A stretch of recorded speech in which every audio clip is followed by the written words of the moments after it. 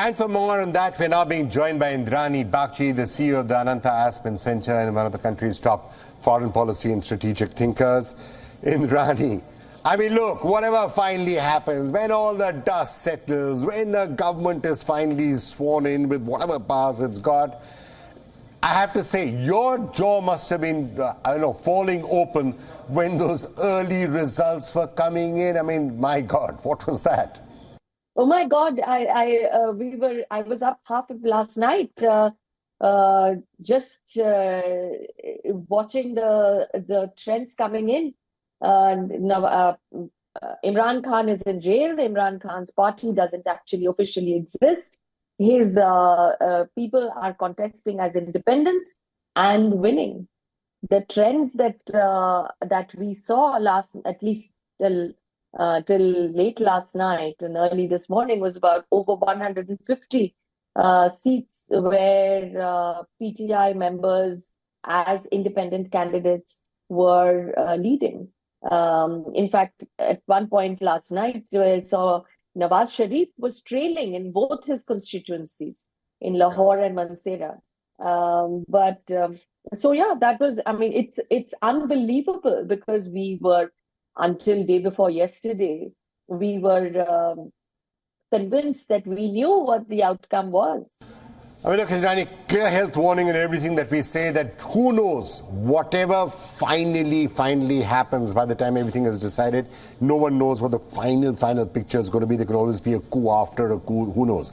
Army may well want to have things its own way, as it always does. But that having been said, it clearly showed that, elections in a sense are a scary business if you're the Pakistani army, because they've tried everything they could. They sent, Imran Khan to more than 20 years in prison. They arrested his key lieutenants, party broken up, not having a symbol. But still, people came out and they voted, and they seem to have voted in a manner that the establishment may not have liked. So, whatever the dominance of the Pakistani army that we keep talking about, do you think some questions around that right now that need to be kept in mind, especially when other people interact and deal with Pakistan? Is it as dominant as everyone once thought it was?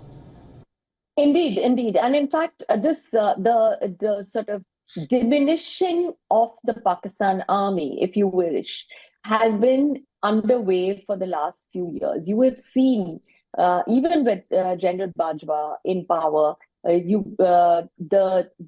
that people have been pushing back, that terror groups that worked under the army and the ISI no longer are not always following the diktat. They expected Taliban, whom they had nurtured for decades, to deliver on the Tehreek-e-Taliban, which is the TTP. They didn't. The Taliban, in fact, the Pakistan army is now engaged in conflict with the Taliban Afghanistan, something that we had not even considered. On 15th of August 2021, when the US left, the same Imran Khan was celebrating it as losing the shackles of slavery.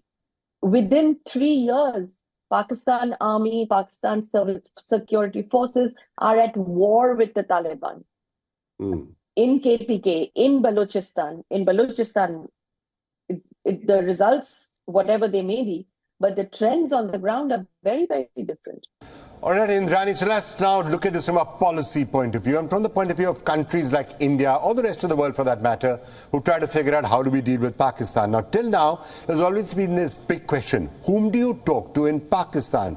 Whom should you actually have a discussion? And clearly there was a view that, well, you could talk to the elected government, but it doesn't really matter because the elected government doesn't have eventual say. It's the Pakistani army that really controls the remote control, and so talk to the army. But now, if the army also doesn't seem to have control, then it may well be a good signal for the future, but for the moment, there may be a vacuum that is going to exist for a period of time. So whom do you talk to? Well, most certainly, and actually this is an answer or a riposte, if you will, to many people in India who say that, the army is in charge, let's talk to the army. It completely completely undermines any democratic project in Pakistan. And what you're seeing on the ground is literally people voting and people exercising a democratic right, however constrained that may be, however undermined that may be. But they're exercising a right, and that right is very different. So for India as a democracy, to bypass the civilian or the elected government to deal only with the army would have been folly. And I'm glad we have not done it, and I'm hoping that we will not do it. Indrani, were the elections free and fair? Obviously, big question marks about it. Was there an attempt to try and influence the result? Obviously, that's also crystal clear from multiple things that we've seen. But the way the people then came out to vote, the turnout that we saw, and if the early trends were anything to go by, then the way they seem to have voted, do you think there's a gesture of defiance in all of this from the people of Pakistan to the establishment, perhaps even to the Pakistani army, that really has taken everyone by surprise? Correct. 100%. And it throws up interesting questions for India, as you rightly said, about how should India deal with Pakistan going forward? We have maintained, since August 5, 2019, there's been a sense of kind of benign neglect. Pakistan threw out the Indian High Commissioner, and diplomatic relations were downgraded.